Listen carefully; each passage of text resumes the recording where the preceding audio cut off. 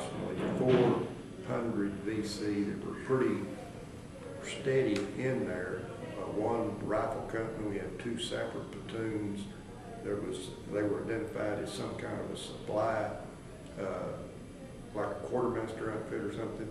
And then there was another 200 or 300 VC guerrilla type, part-time. I'm not sure exactly all their qualifications, but what we generally considered them. When we went through the rice paddies on the sweep, in the daylight they'd wave at you, but at night they'd shoot you.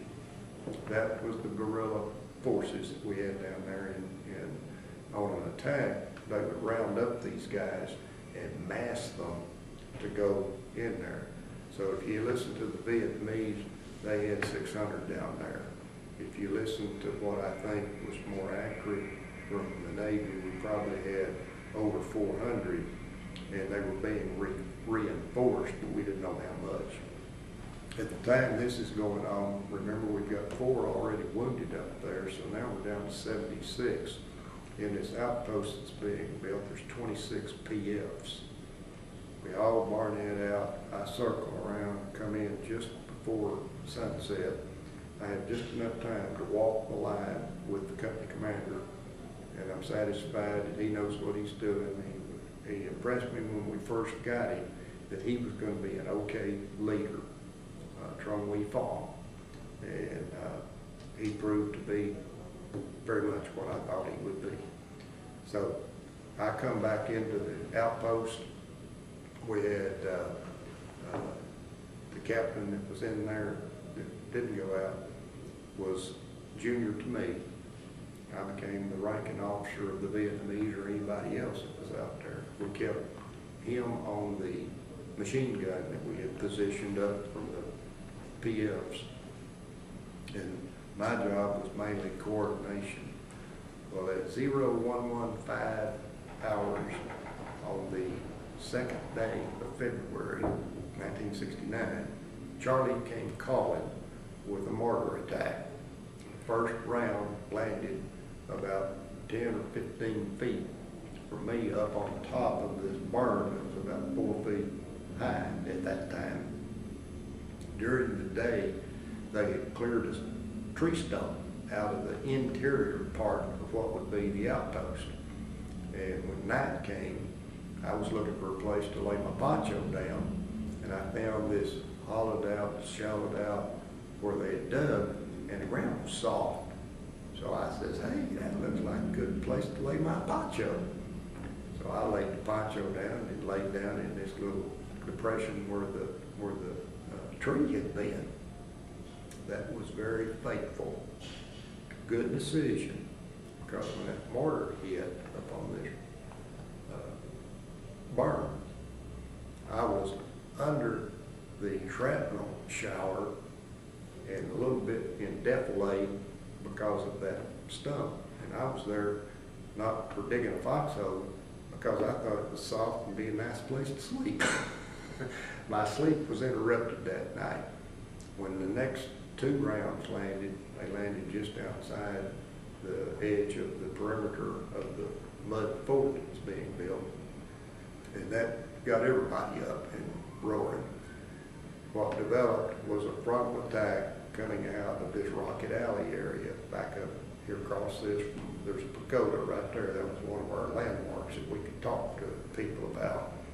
They came right across in there, were mainly engaging the RF company.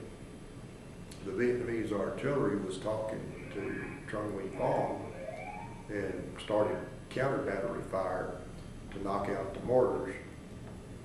As all this is going on, there is a flanking attack that developed back over to the south, coming up on what would be my right flank, where we had our machine guns set up.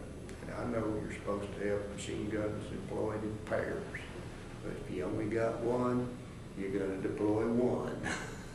So we had it in the most exposed position that we had, which was our unprotected right flank.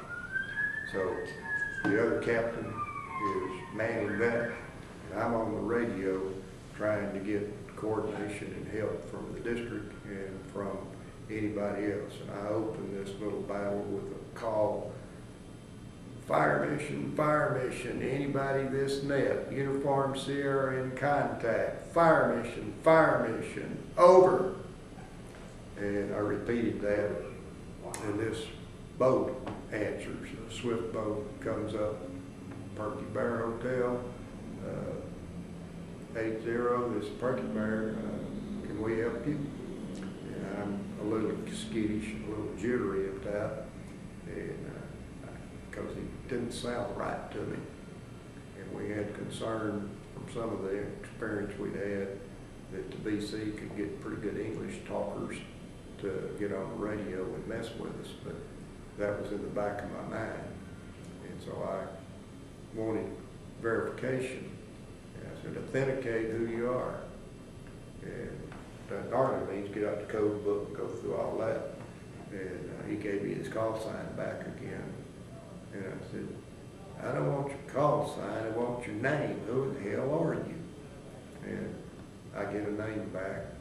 Didn't know the guy, but he sounded okay. So I gave him a cord fire mission to come up. And then I'm back to trying to figure out what's going on with all the rest of them, not knowing where they are.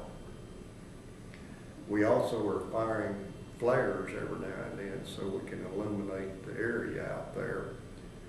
By this time, the artillery, this is 20 minutes into the deal or longer. I really don't know how long it was. Seemed like it was a long damn time. The counter battery had pretty well knocked out because we weren't getting the mortars anymore, but we were seeing this movement coming up, and the 246 company had all they could handle out there. Our PFs were doing what they could,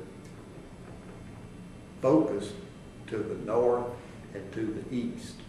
And there wasn't a whole lot going on or paying much attention down south until one of those illumination rounds popped off down there. And here we see movement all over the place coming up from the south. Well, that's the coordinate that I gave to the swift boat. And luckily, they came off the river. I don't know this at the time the battle's going on, but they came up, got in range, and opened fire. And that first round must have hit in the command structure because that attack just kind of disintegrated out there.